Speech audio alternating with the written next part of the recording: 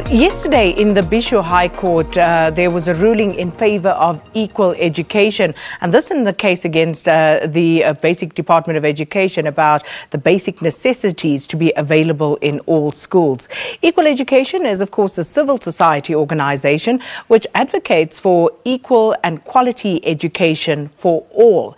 And the ruling will now force the government to meet its targets in providing schools with basic necessities such as sanitation, water and electricity, and of course also to attend to unsafe and inadequate infrastructure in schools.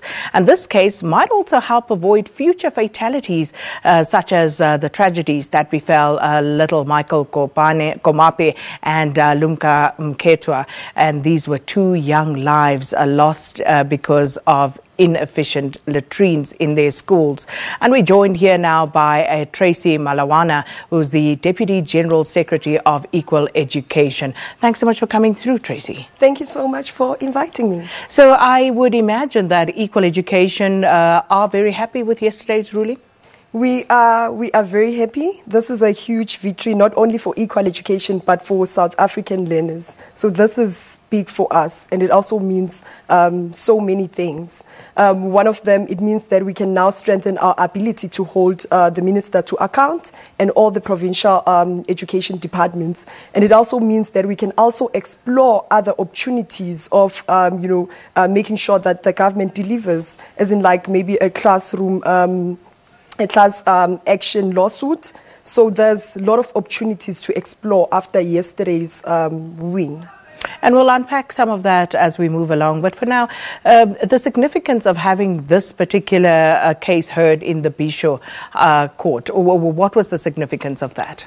So we are all aware that Eastern Cape is one of the worst, provinces when it comes to infrastructure and also service delivery. So it was very significant for equal education to have this court case being, had in the Eastern Cape, because that's where one of the 5-year-old learners fell in a pit latrine and died 3 months ago in March. So it was very significant for us to have this ruling taking place in the Eastern Cape. And so just looking at that judgment, Tracy, and if we could just maybe explain to us the 5 or so flaws that the law, as the law relates to, these basic norms and standards that need to be adhered to.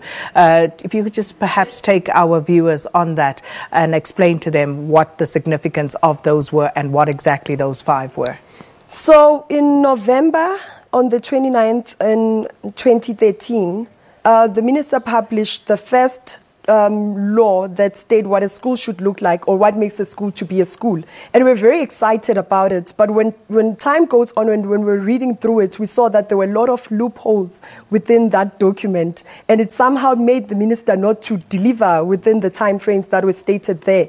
So one of the things that we're asking the court was quite simple. We're asking them to tighten those loopholes, to remove the loopholes actually, and also tighten that document. So one of the loopholes, there was an escape clause that made the minister not to account, saying that if the resources and other departments are not forthcoming, then they can get away with it. They can just say we don't have enough resources, then they don't deliver like they did in the first deadline. Then the second one was around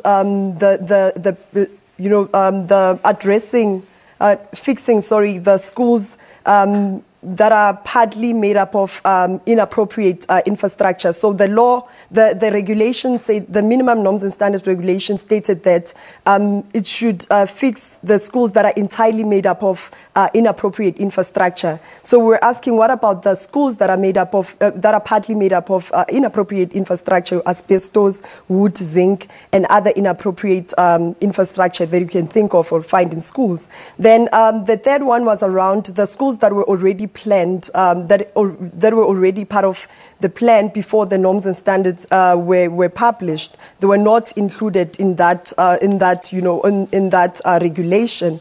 Then there was also a term says prioritizing, and it was not clearly defined. What does prioritizing mean? So we wanted that term to be taken out and to unpack what it means, what prioritize mean in that context. Then the last one was around. So the last one was actually around making sure that we can actually hold the Department of Basic Education and also the Minister Angie Mkhethwa and head departments, provincial department to account by making sure that they publish the plans and also the progress report within the reasonable time frame. So those were the 5 asks that we're asking, and those were the main loopholes within the document that was published in November 2013. And Tracy, it was a very interesting judgment, and I think, anybody who actually has the opportunity to read through that judgment should actually take the time to do so, because on the question of accountability, the judge really, went a long way to make sure that he actually outlined why this was important and closing that loophole as to say, if we then continue on the current trajectory, we would never hold government to account. Yeah. So if you have the opportunity, the resources, go and read through that judgment. Makes for very interesting reading. But why did Equal Education have to go to court on this matter, given that the norms and standards already exist? Why did you have to go to court? So it's a pity that our government doesn't, account to us. So normally you go and try to meet up with them and say, this is a loophole.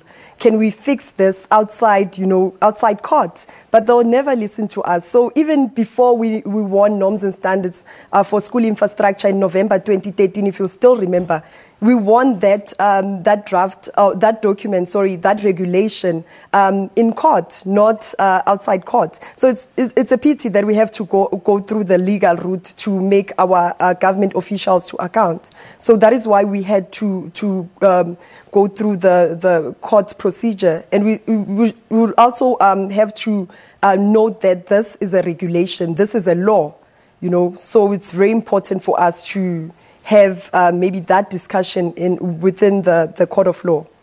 And we did, of course, here on Morning Live invite the Minister of Basic Education to come and partake in this particular discussion.